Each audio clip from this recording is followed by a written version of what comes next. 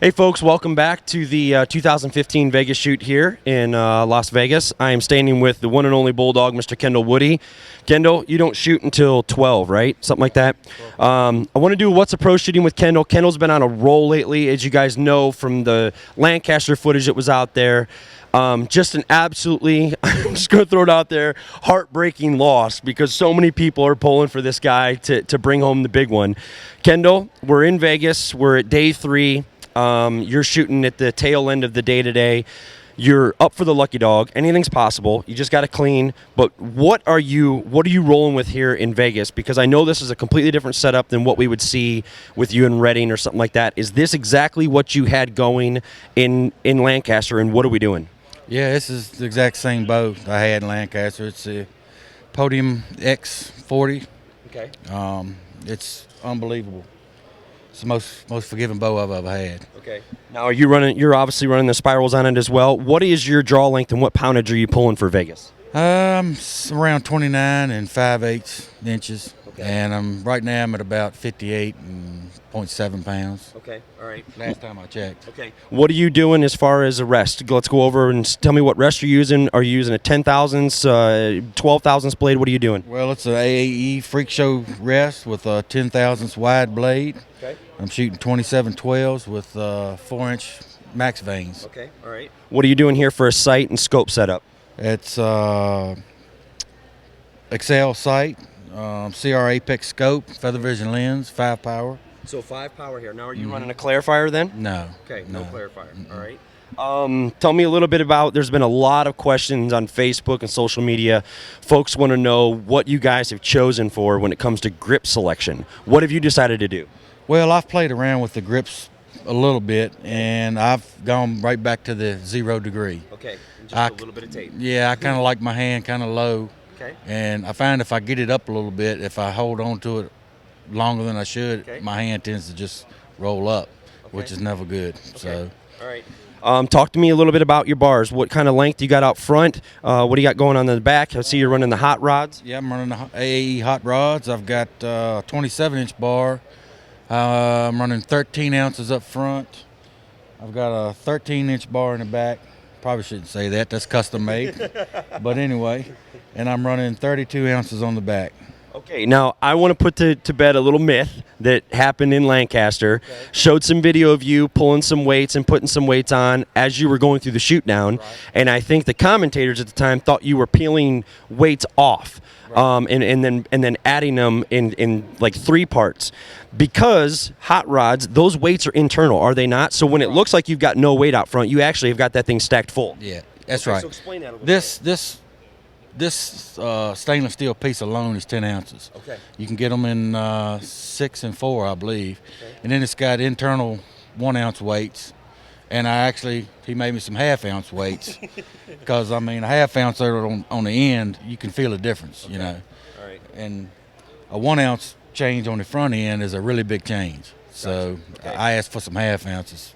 Now, just something that's catching my eye I want to ask you about. That looks like an absolutely gigantic D-loop. Yep. What is the purpose behind this D-loop?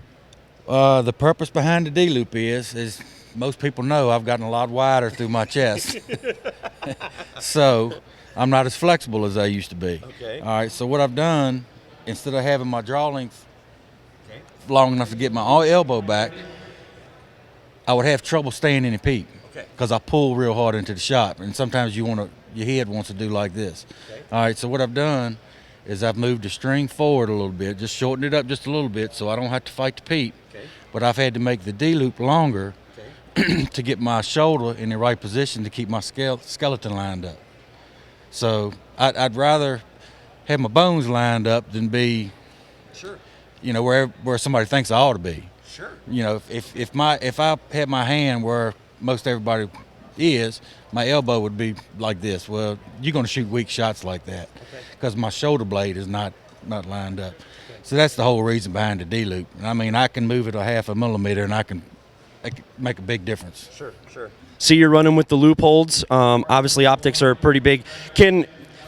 I know it probably doesn't sound like much with indoor. I mean, it's only 20 yards. It's always going to be 20 yards. But the optics can actually settle your mind. Can they not on an iffy shot that you're not sure of? Well, yeah, they can, but I mean, I look at just about all of mine. It's just a part of my routine. Okay. It's whether I make a good shot or bad shot. It's part of my routine. I don't know whether they calm you down or whatever. I guess it's calming to a certain extent. Okay. All right. You know. What are you doing for? Let's talk about your release. I'm shooting. Here, let me hold this.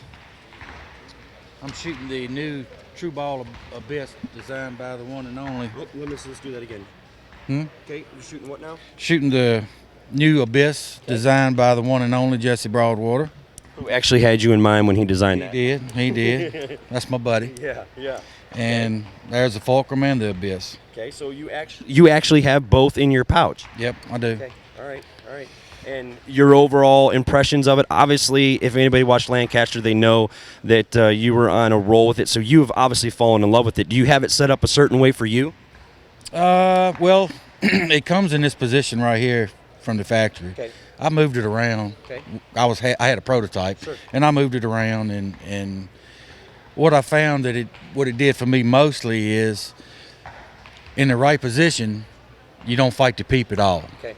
You know, if you got the draw length right, that if you move it one way too far, you'll notice you'll fight the peep. Okay. So, I think as far as the face contact goes, this bow, when I set it up, I lengthened the cables to shorten it, Okay.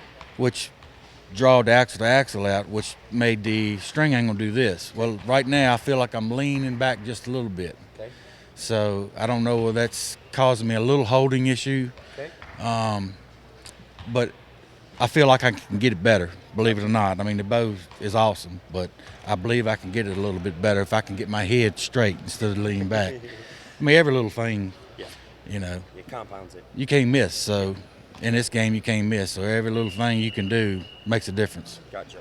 Folks, one of America's favorite archers, one of the best men that I know, Mr. Kendall Woody. Best of luck the rest of the day, and I would love to be here to capture the lucky dog win in Vegas for the first time ever, so best of luck, man. Thank you. Appreciate it.